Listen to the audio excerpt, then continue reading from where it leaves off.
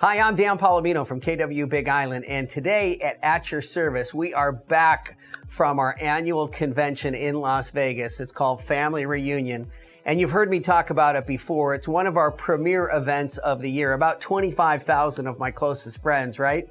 And this year, the information was absolutely incredible. The classes, the onstage stuff, the networking, the parties, you come back energized, you come back inspired.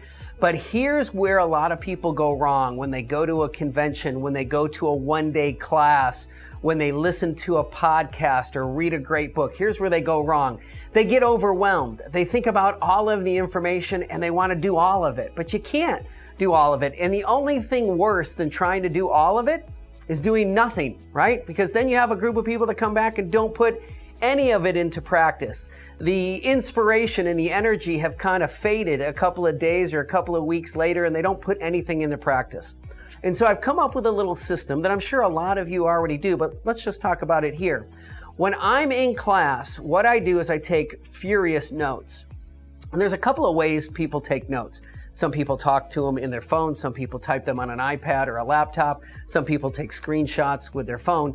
Studies show that the best way is the people that hand take the notes on pen and paper. Something about the fingers, the brain, I don't understand it all, but they say that's where you retain the most is if you take notes by hand. But I take notes, I type them. And then one of the things I do in the margins is I put stars next to them. And so I'll rate the ideas by 1 star, up to 5 stars. If something's a 5-star, that's going to get my attention, right? And then I'll do that. Other people put hashtags in the margins, and they'll do like a hashtag M for that's a marketing idea, or a hashtag D, and that's a database idea. That's also a great idea. So take your notes, have a system. Then when I get on the plane or I leave a class that day, I immediately go back and I start prioritizing my ideas. And I take a highlighter, and pink, anything I highlight in pink is a top priority. Anything on yellow is a second, and anything on green is a third.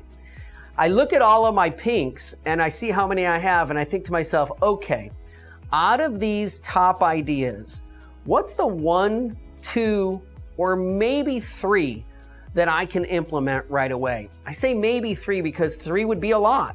So I'll take my top 2 ideas and I'll start putting each idea on paper, and then I'll step out a plan of how to accomplish that. Like, what are the things that I have to do next to get that idea implemented? Now, here's the last part. Give yourself a deadline to get that done, because if you don't, it'll just linger. It'll just linger, and you'll get to it another day. Give yourself a deadline, and then do one better. Talk to a friend, talk to a colleague, and have them hold you accountable.